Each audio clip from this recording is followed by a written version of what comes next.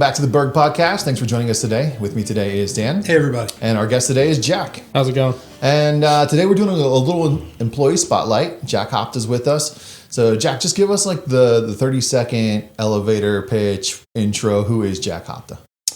I'm a foreman at Berg Construction. I am currently working on Camp Camino, which is a 37-acre job for mentally challenged children. It's a camp. Started here in 2021, and this will be my 4 years on November 6th. Yeah, I was just going to say 4 years coming up quick.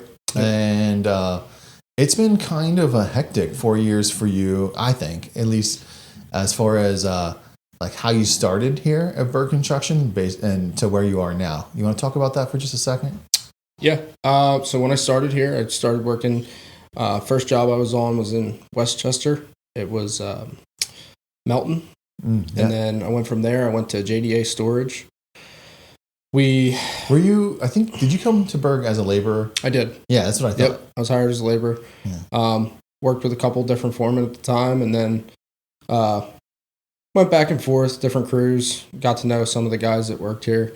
And then eventually all the other jobs were coming to a close, and I was shipped down to Longwood, which was a pretty good experience.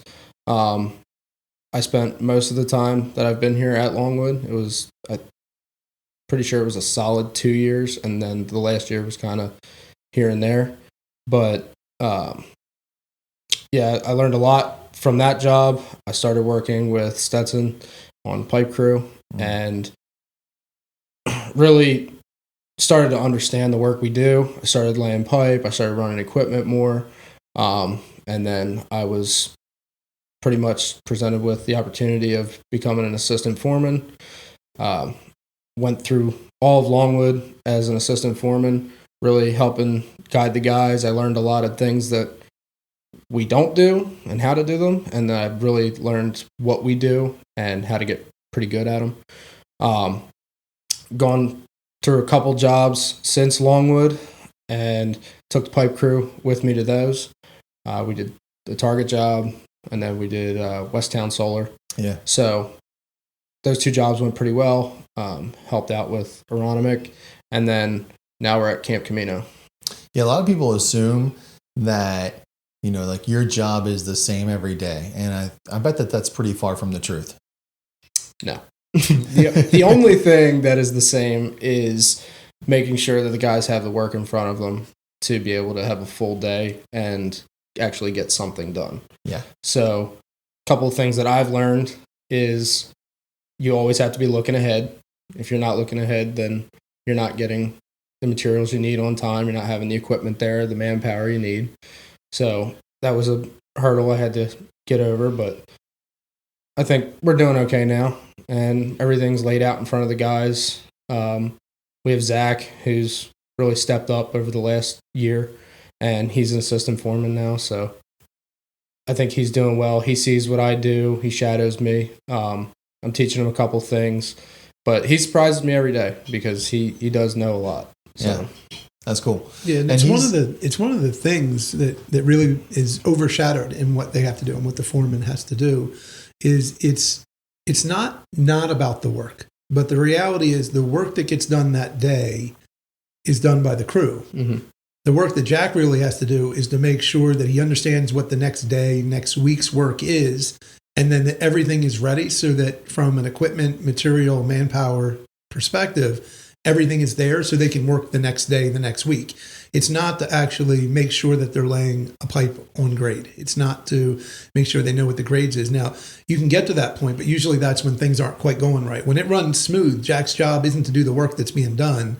It's to prep everybody and everything so that they can do tomorrow's job effectively. Right. Yeah, and then coordinate with the superintendent and the project manager to make sure that the resources are going to be there and the plan doesn't change. Yeah, exactly. There's been a lot of like other work that we're doing there that constantly have to have communication with project managers and stuff like that just to make sure we're capturing everything and that it goes well. Yeah. What was it that was your, so sort of coming in as a laborer, What was your goal? Did you have a goal? Did you look and say, like, this is what I'd like to do? Were you just trying to find your way? How did it go that it went from being a laborer to a foreman at the rate you did? Like, what spurred that?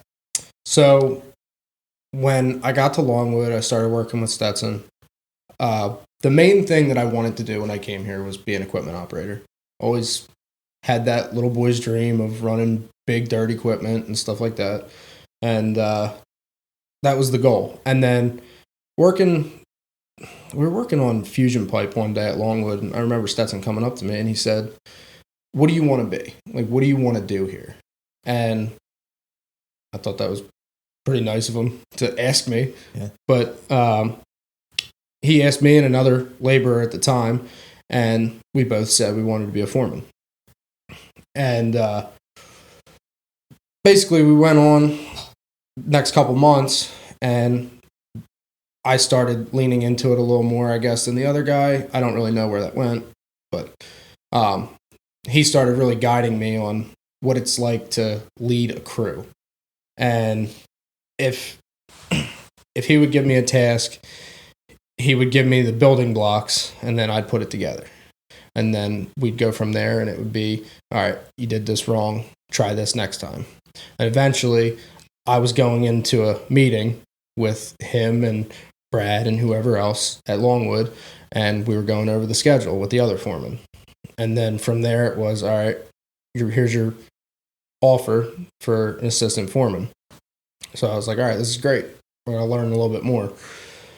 Started leading the guys more, started really understanding the tasks. Like, obviously, I had to learn a lot of the math that goes behind pipe work and dirt work and how to read tenths. Like, you don't learn that in school.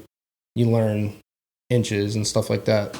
So going over how to do all my measurements, how to get my quantities, and also just like the one lesson I had to learn was it's not the work that's the hard part. It's leading the guys, because you're technically HR in the field. I mean, yeah, it's not labeled that, but no, but it is. You deal with 5 or 6 different personalities when the laborers and operators have to deal with one. That's just one guy? Or is that? well, some of them. Yeah. Some of them have 5 or 6. So 5-man crew, 5 or 6. That's 25 personalities. Yeah. No, but like, I mean, to keep it short, if they had a bad night, that's coming in with them. I got to learn how to go around that so that they're still productive and they keep everybody else in a positive mood. Yeah. And so did you have experience with operating equipment, or you just wanted to operate equipment? My experience as far as equipment came from running a John Deere tractor as a kid up at our mountain house to mow fields and stuff. And then every once in a while, my dad and grandfather thought they were contractors, and they would rent a Mini X or something, and we had to dig for a patio out back of my parents' house. So I got to learn how to run a Mini X. And the job I was at before I came here, I was doing steel work, and we ran like big lulls and stuff like that. I don't know. It was always something that just caught my eye. Yeah. I liked the big yellow stuff that made loud noises. Yeah, I mean, so the reason I ask is because, Stetson has been a steady hand guiding you through this process, and really developed a solid plan that improved on some of the mistakes we had made with other team members over the years. Because you are not the first, you will not be the last of the guys that we hope to bring in and develop and grow into a role and be successful. But there's been bumps along the way, like anything else. We've failed, outright failed for, like AJ Gardner was an outright failure. Right? AJ should still be here. The only reason he's not is because I did not do a good job of growing him into the role that you are. And I put him in a position that he was at a disadvantage, and it led to him being upset. And then people look, and when they look, they can find another opportunity.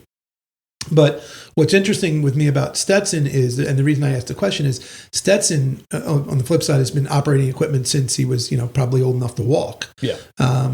And my first, when Stetson was here on his first go round, and he's one of those, boomerang employees that came back, I couldn't get Stetson to run equipment. Like, I wanted Stetson to be an equipment operator, and Stetson just wanted to be a pipe layer.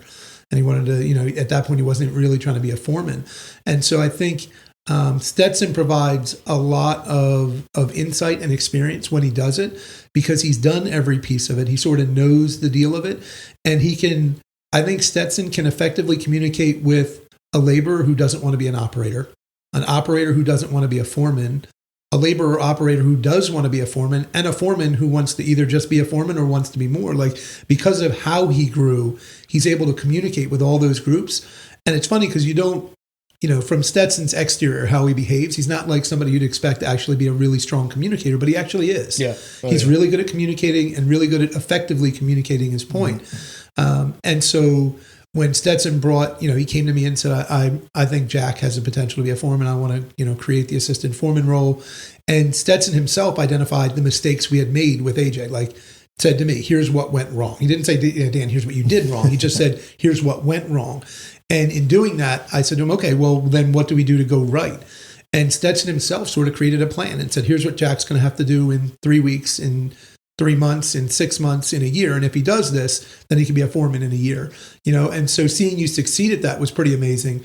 But then even more amazing is watching you turn around and apply the same rules to Zach and say, okay, we're going to grow Zach in the same method, and watching it work again, right? Because you can like catch lightning in a bottle once and something work. But if you can replicate a process and it be effective, that's really how you scale companies and how you grow and how you become stable, is having a process that works. Right. And Brian's probably going to say it's crazy that I said that, because we know I'm not the biggest process guy. But well, we talk about it internally, and we weren't always good at seeing that. And I think a lot of it had to do with the fact that we were always going so fast that we just needed the next guy who appeared to be ready in the next role. And so, like, we talked about AJ, we talked about guys like Cooper in the past, and guys where we just, like, they were ready to make the move to the next role, but we didn't really have anyone to show them how to do it. And so we just put them in the role, and they struggled. They didn't get succeeded. They struggled and succeeded, but they didn't get the support. They didn't fail. Needed. Yeah, they succeeded. It just wasn't good for them. They didn't get emotionally or mentally or. And when they didn't get the support, they were frustrated. It burned them out in some ways, and they said, "All right, I'm gonna take that skill and go do something else."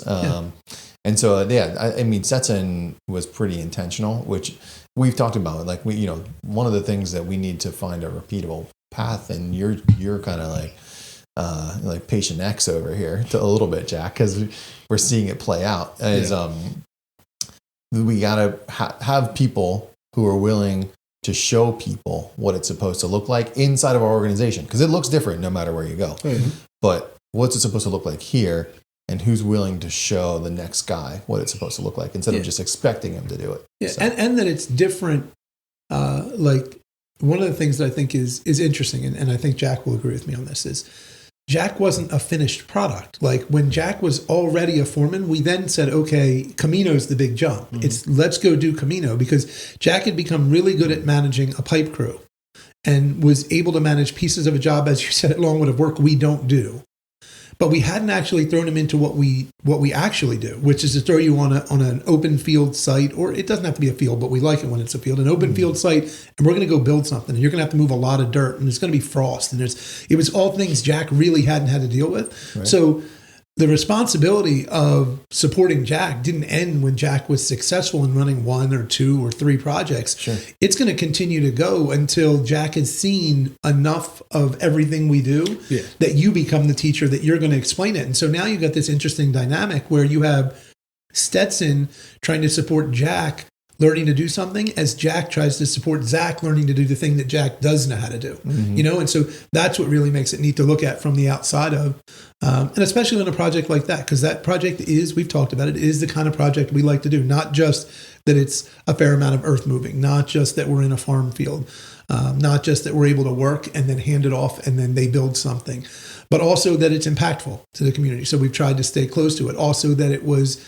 to some degree, a design build project for us, where we were able to be involved very early and make suggestions and say, hey, you're starting to work on the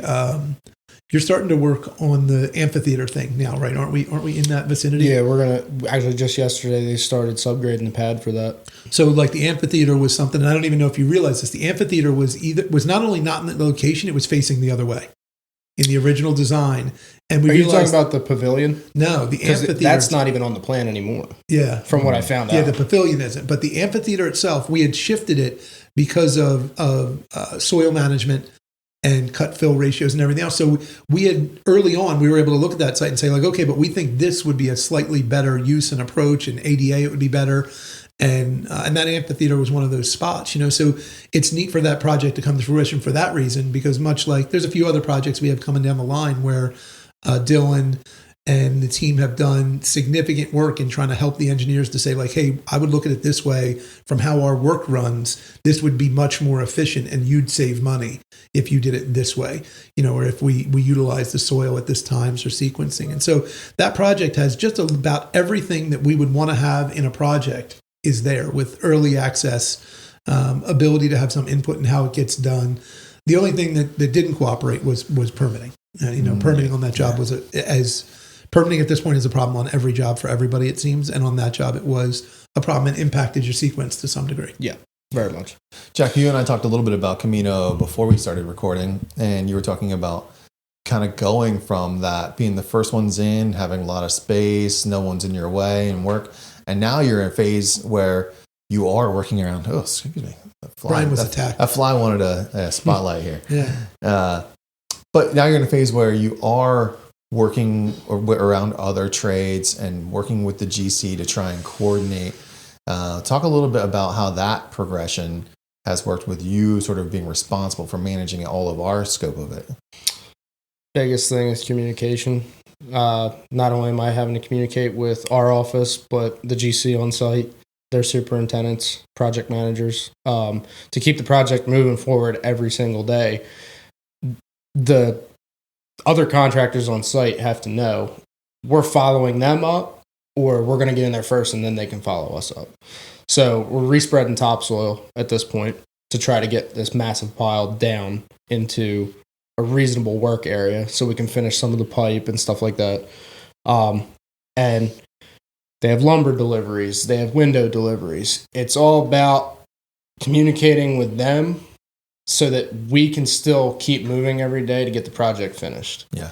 And when we got there, it was wide open farm field, like the holy grail everyone wants. You were able to just go. Yeah. Nothing was in your way other than the dirt piles that you put there. So it's a learning curve, because like the biggest project I was on was Longwood, but that was so far into the phase where every contractor was on site. I didn't quite understand how it was to just be the only one on a huge site and then have everybody come in. Yeah. So trying to learn how to communicate with the GC, Stetson, all these guys, and make sure that we have work for the next day is a big deal that I've realized over the last couple months. Yeah. So, and I'm sure that like going from a spot where like Longwood, every sub is in each other's way every day. Oh yeah. To a place where you're the first one in, you've got all the room, you can just run for a while. You probably have to figure out how to like project and forecast a little bit, like, hey, other people are coming. How do I make sure we set ourselves up so we're not be the ones in the way, and two, we can keep moving when they do show up and get in the way. So I gotta imagine like a lot of coordination has to go into that, and a very different situation from some of your other spots you've been in as you've grown into the role. Yeah, like for instance, Stetson and I came up with the idea last week with all the rain days that we've been having on this job and all these other contractors on site. They're going to start pulling into subgraded areas that are packed in when the ground's super wet. They're going to start making ruts everywhere, and then they're going to bring that mud out on their vehicle onto the road. So to save our butts, we came up with a temporary stone parking lot in like the topsoiled area. We stripped it, put the stone down, packed it in. So now every day on rain days, contractors can go park there, bring their equipment up, load the stuff they need, and then bring it back to where they're working. It'll help us in the long run with rebuilding that road, getting all the dirt off of it, keeping conservation off our backs with the main road in front of a job. So it's just like that little piece, but we do it like 3 times a week. Right. Yeah. And that's a great point, because that's what I wanted to let Jack go there as you asked him the question. But it's so I think Longwood gives him an advantage, right? Because it's the worst case scenario of having to interact with too many people in a tiny space. But one of the biggest problems we've had historically over the years is we get to a pad site and we race to the pad because that's what they want. And then we, in a worst case scenario, we do work we shouldn't do and then have to dig deeper than we should have for utilities. But even in a perfect scenario, we give them the pad, everything's in, and then they destroy it. Yep. And it's just absolutely destroyed. The soil's unsuitable. And they come back to us and say like, hey, well, you have to fix this. And there becomes the confrontation between the GC and us to say like, no, you guys destroyed that. That's your problem. And it's hard to get people to pay for cream pads and landing pads. And, I think that the Longwood experience helps Jack in realizing that there has to be some give and take here. Like, did they pay for the stone pad? I don't know if they did. But if they didn't, it's still better than them destroying it and us having to fix it, to be able to say, okay, well, because maybe down the line, Stetson will be able to say like, hey, we didn't charge you to put in the stone pad, but you didn't destroy all the soil, but you're going to need to pay to fix this or to do this. And we have a plausible point to stand on to say, we did beyond what was expected of us to try and avoid this, and you did it anyway, right? Because those lulls are the bane of our existence. When Jack said about he ran the lulls in the steel, like on dirt, the lulls are the bane of our existence. Yeah. They are just make a giant mess, and then they get them stuck, and they get like a second lull to pull out the first lull, and then they can't work, and then they're like, well, now we can't work either because you made a money mess of everything. Yeah, it's a great piece of equipment, but you don't want to use one on a rain day. No, yeah, it's great on solid surfaces. Yep. For sure. I was thinking as you were talking there, Jack, like some of the things you're describing without using the exact words are like very true to our organizational core values, right? I mean, most of the time, what we're hoping for is that in the field, you guys can see the problem coming and create a solution before it becomes a problem. Yeah. And it's not like, hey, there's a problem, what do I do? It's, hey, there's a problem coming. Here's an idea that I think will work. And the collaboration that you're talking about to come up with that solution ahead of time, get it out in front of it, and make sure that everyone knows the plan. I think that's got to play a key role in some of that communication and coordination you're talking about, so that things don't get destroyed, right? So, yep. Try to protect your work the best you can. Yeah. As Camino starts to come to the end here, not there yet, but as it starts to get there, you got some stuff coming up that's going to be different and new and challenging, right? You told me you got a dam project coming up. You had to get out there and well, we figured we had gotten him to do some pipe work, and then we got him to do some earthwork. So now why not see what he does on water? Yeah. Well, I spent my morning in a canoe at the dam job, and that's DAM, not DAMN. Yes, yeah. I pulled in this morning, and I was at that dam job. Yeah, I've referred to it that way. It's not that job, but I pulled in this morning, and Clemis was leaving with a canoe in his truck, and he was in full rain gear, looking like he was going fishing. And I was like, "Explain to me what's going on right now." And he was like, "It's the dam job." And I was like, "All right." Yep. I said, I'm not going to ask any more questions. So we're your life preserver. Yeah. Oh, we did. Yeah. There's pictures to show. Pictures to prove that we did it safely. Good. I like that. I think Clemens had a fishing rod. Yeah. Well, I mean, you're already out there. He's already out in the water. Yeah. We were playing Dead or Alive while we were out there in the rain. So, it was. It's a very interesting start to a job that's going to be different. I don't know as a company if we've ever done one, but like just how tight of an area it is, and it's the perfect job, in my opinion, and I believe Stetson's opinion, to introduce Zach into like actually leading the crew, because it's challenging. Yeah. You're in a very tight area. You're on the side of a hill, and you have a lot of water that needs to be pumped out before you can even attempt to do the work we have to do. Yeah, we've done a fair amount of work with dams and other things historically, and a little bit recently. But we also, in a historical sense, that's tended to be a little bit smaller, and so it's always been special projects that did it. So that's where like that experience either lies with special projects or with the Bergs themselves. So Tom, Ford, Colt, Luke, they all did that work early on because it was something we could do. So we do have, that kind of experience with it. And I mean, Gary, we were in Plymouth Creek last year, diverting that. So we have experience with it, but it's always interesting because you're putting yourself in the, we say we don't like to work in like wet conditions. That's not good conditions to do earthwork. So if you're at the bottom of a pond, that's a bad place to start. You know, that's going to be challenging. It's going to be with. wet. Yeah. Yeah. Yep. Yeah. So there's a couple pictures of a project that got a little bit. It went a little less ideal than I would have liked it to on one of the dam jobs when we had anticipated, based on their guidance, how much silt would be in the bottom of this pond. And we got in there and there was significantly more silt than they said, and that's expensive. And so we're trying to figure out what to do. And there was a machine that I don't even know that it showed tracks anymore. It was in the mud. Oh, and it was spinning. And I was like, guys, you gotta come up with a different plan. But it was hard. There was really no other, we had to get the silt out, but silt's really hard to move because it's just so sloppy. You know, we also see it a lot, Jack, with landfills. Okay.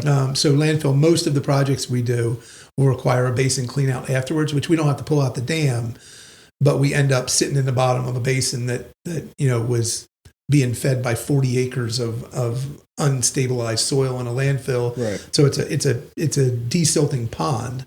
You know, it's a silt basin, so it's supposed to capture it. It did its job, but it is a mess to clean up. You know, you're trying to put it in rock trucks, and it slop goes doesn't everywhere. stay in rock trucks real well, especially going up hills. Oh yeah. Well, we're running into that at Camino, like just with all the rain from this summer and trying to do a good job with cleaning out our sediment traps. There's some silt in there, and you got to load that into a rock truck and then find a spot for it to dry out. Dry it out. Yep. Yeah. So. Jack, before we wrap up, anything we didn't talk about that you want to make sure we hit, or anything that we didn't hear about Jack that you want to... Jack didn't just professionally develop over the last few years. So Jack also, Jack grew up from a single solo guy just running around doing whatever. Yeah, he had some personal developments as well. So just got married. Congratulations. That's exciting. Exciting. Now we're looking into where we can move. Yeah. Buy a house. The next he needs to find something to do with all his money. A house is a great place to throw money. Oh, I know plenty of ways to waste money. A house will help. Let my wife tell you. Yeah. Well, we talked before we got on camera here. You enjoy hunting, so that's usually a good way to sink some money. Absolutely. Don't do the math on what that steak cost you that you shot. It would have been much cheaper to just go to the store and buy yourself. The archery shop up by our hunting house. They know you well. Oh, yeah. They have his credit card on file. He has an account. Just waves at him. They see him coming. They plan their vacation. Yeah, they plan. They're like, Jack's here. This is perfect. Yep. It's the best time of year. Yeah. It's like Christmas. I'm not a hunter, but usually the beneficiary of friends who are hunters. I got a buddy who every year seems to find enough deer that he gives me one. So that's always a good time. So. Well, I got buddies that their girlfriends and wives yell at them because they're friends with me. And I make them spend too much money. I'm the same way as my father in that sense, but yeah. That's great. It's an expensive hobby. Yeah, for sure. Good stuff. Well, that's probably a good place to wrap it up. Jack, thanks so much for your time. I appreciate you joining us this morning. And folks, thanks for tuning in. We hope you come back for another episode.